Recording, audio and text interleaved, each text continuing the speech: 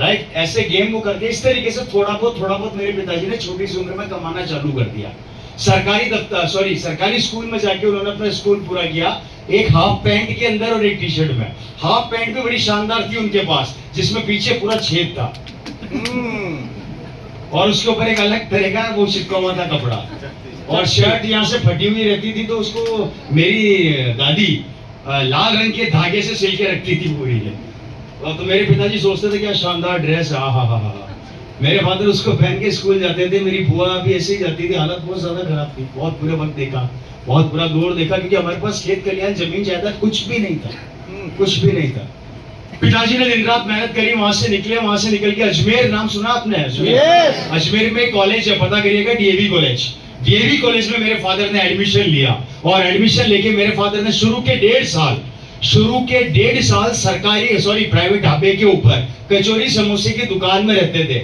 सुबह सर वो कॉलेज जाते थे, और कॉलेज से आने के बाद 1:30 बजे के आसपास कॉलेज से आके उस ढाबे पे लोगों को कचौरी पकड़ाते थे और टेबल साफ करते थे।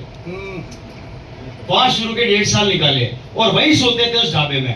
ढाबे के मालिक ने कह रखा था, भैया तेरे को यही रहना है, यही संभालना है, यही सोना है। तो पिताजी बोलते थे हाँ भगवान मिल गए, रहने की जगह मिल गई, और क्या चाहिए। 1.5 साल उन्होंने वैसे निकाला। आखिरी के 1.5 साल उनके बचपन का दोस्त जो उनके साथ पढ़ाता था, उसने बोला कि तू एक काम कर, मेरे साथ रूम शेयर कर ले। तो पिताजी बोलते थे रूम शेयर कर लूंगा पर किराया नहीं दे सकता। तो उसने बोला कोई बात नहीं, तो रूम शेयर कर ले। रूम शेयर कर लिया। जैसे जैसे पापा वहां आ गए, मेरे पापा थोड़ा पढ़ाई में बहुत ज्यादा इंटेलिजेंट थे। वो रात को 3-3, 4-4 बजे तक नींद नहीं आने की गोली खा के पढ़ाई करते थे। जब मेरा दोस्त उस जमाने में सोया करते थे, उनका दोस्त रात को 3-3 बजे को पढ़ाई करते थे, और मेरा बचपन का पिताजी का दोस्त बोलता था, अरे ओम, ओपी शर्मा नाम था, अरे ओम सो जा, सुबह कॉलेज जाना है, पागल हो जाएगा। बोले नहीं पढ़ने दे मेरे को, मुझे बहुत पढ़ाई करनी है। वो पूरी रात पढ़ाई किया करते थे। पिताजी कॉलेज से निकलते राजस्थान गवर्नमेंट में जॉइंट डायरेक्टर बन गए, इक्विवेलेंट टू आईएएस ऑफिसर। और मेरे फादर की 1 महीने की सैलरी उस जमाने में हो गई सीधी 25,000 रुपया महीना। 25,000 रुपया महीना सैलरी हो गई। सरकारी गाड़ी एम्बेसडर, गाड़ी के ऊपर लाल बत्ती, सरकारी बंगले में चपड़ासी के साथ, गाड़ी के साथ ड्राइवर, कोऑपरेटिव डिपार्टमेंट्स के हेड। किसी भी मील को बंद कर सकते थे और किसी भी मील को चालू कर सकते थे। एक झटके के अंदर एक मजदूर का बेटा ऐसी पोस्ट पे चला गया जिसकी कल्पना लोग कब सपनों में भी नहीं करते। उस जमाने का 25,000 रुपया आज के कम से कम 3 लाख 3.5 लाख के बराबर है बॉस। Right sir. पिताजी को नौकरी मिल गई, फादर की लाइफ स्टाइल टोटल बदल गई, एकदम से जिंदगी 180 डिग्री कौन से बदल गई। दादाजी हमारे चौड़ा नहीं हुआ, सीना चौड़ा हो गया कि मेरा बेटा आज ऑफिसर बन गया। वो अलग ही चला करते थे, वो जिस फाइल पे साइन कर देते थे वो फाइल ओके, उनकी परमिशन के बिना कोई उनसे मिल नहीं सकता था।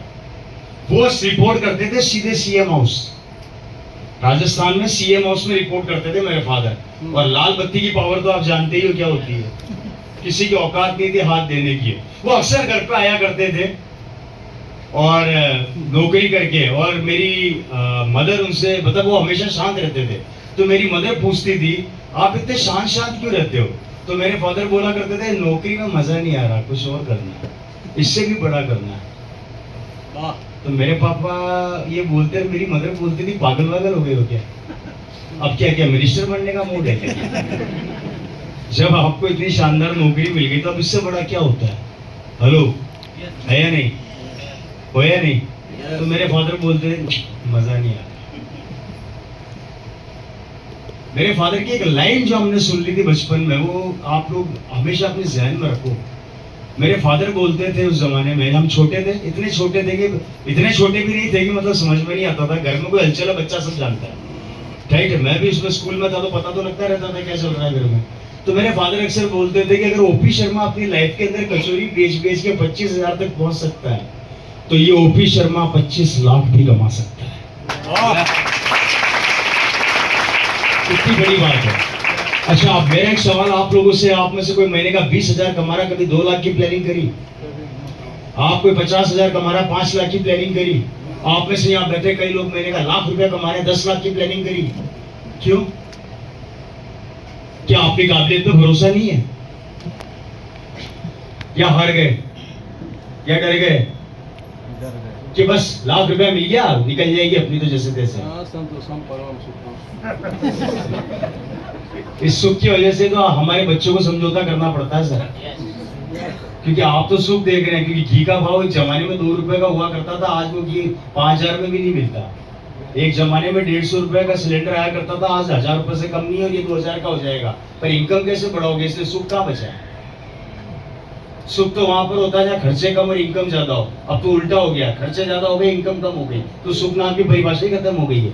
और इंडियन रेशियो बोलता है, डॉक्टर भी बोलने लग गया है। एक जमाने के अंदर बीपी हुआ करता था 120/80 नॉर्मल, अब डॉक्टर बोलता है बीपी 140/90 नॉर्मल हो गया है।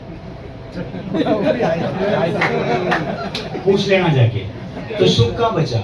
एक जमाने के अंदर बोला करते थे कि शुगर लेवल होता है जो फास्टिंग के अंदर होना चाहिए 90, अब शुगर पहुंच गया लोगों का 110 120, डॉक्टर बोलता है नॉर्मल है। उसको भी पता सारी टेंशन बहुत है, वो खुद भी टेंशन में बैठा है, आएगा नहीं आएगा। तो सुख का है, शांति का है। किसी के दिमाग में शांति नहीं, गारंटी निकालो यहाँ से 90% लोगों का दिमाग इस समय बाहर चल रहा होगा।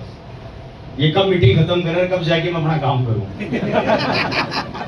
राइट सर, ये हकीकत है। नहीं है वो सर सुकून। और सबसे ज्यादा बर्बाद किया मैं मोबाइलों ने। सारी खबर वहां से फेल चला चालू होती नहीं है, यहाँ 10 मिनट के अंदर अंदर में पहुंच जाती है। भीलवाड़ा में प्रोडक्ट लॉन्च होता है,